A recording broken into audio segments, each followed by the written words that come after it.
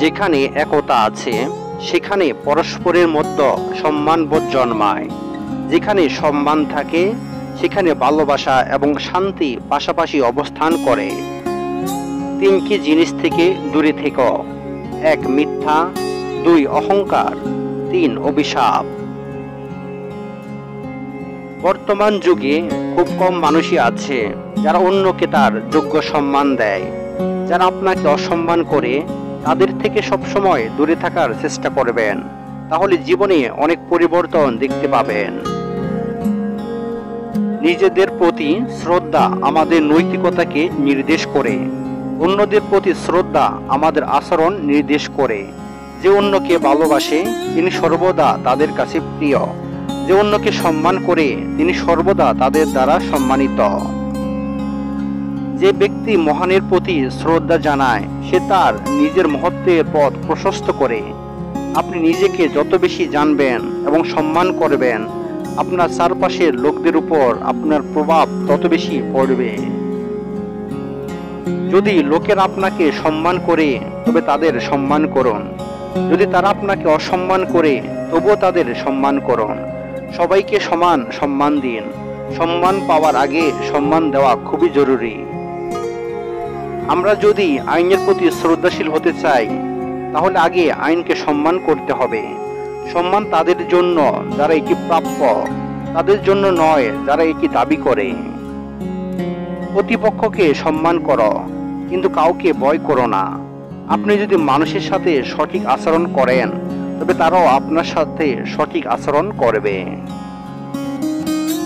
প্রত্যেক মানুষই, সে যে জাত অথবা যে ধর্মের হোক না কেন, সম্মানের যোগ্য।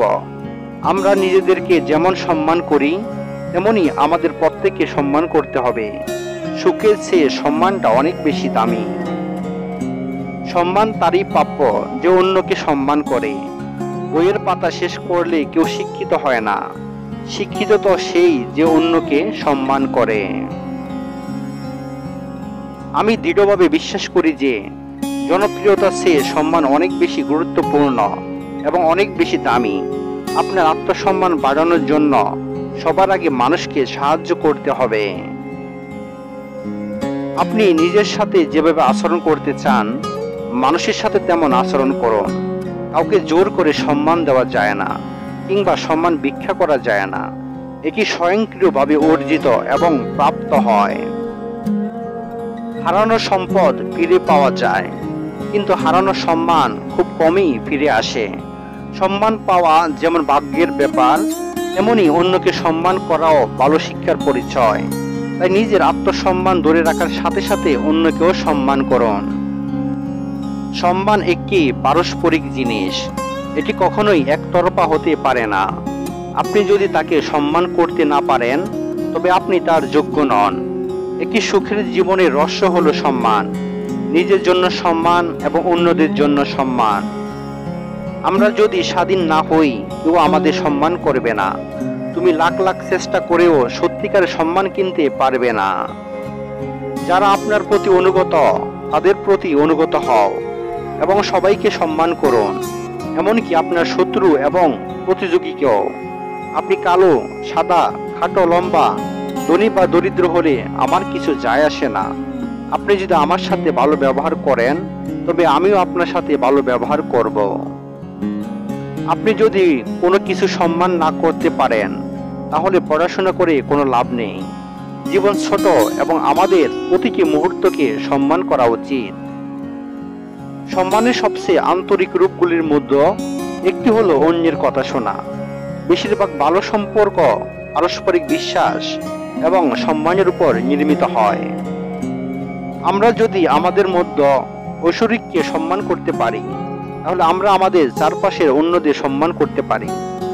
সম্মানিত হওয়ার অধিকার অন্যকে সম্মান করার মাধ্যমে জয়ী হয়। একজন মানুষ যত বেশি লজ্জিত হয় সে তত বেশি সম্মানিত হয়। নিজেকে গভীরভাবে সম্মান করা অন্যদের প্রতি গভীর শ্রদ্ধা করার প্রথম পদক্ষেপ। যতটুকু পেয়েছি সেতটুকুতেই সন্তুষ্ট আমি। তবে হ্যাঁ, আমার কাছে টাকার চেয়ে সম্মানটা অনেক বেশি দামি। 100 বছরের বয়স্ক লোক হোক বা 14 বছরের বাচ্চা ছেলে সম্মান তাকে করবে যার কথাবার্তা বা আচরণ খুব ভালো। সম্মান বয়স দেখে নয়, আচরণ দেখে করা উচিত। কারোর কাছ থেকে সম্মান পেতে চাইলে আগে ব্যবহার ভালো করুন। পৃথিবীর প্রায় সব মানুষই ঈশ্বরের সন্তান, তাই আমাদের সমস্ত মানুষকে সম্মান করতে হবে। এর মানে এ নয় যে আমাকে তাদের পছন্দের সাথে একমত হতে হবে বা তাদের মতামতের সাথে একমত হতে হবে, কিন্তু প্রকৃতপক্ষে আমি তাদের মানুষ হিসাবে সম্মান করি।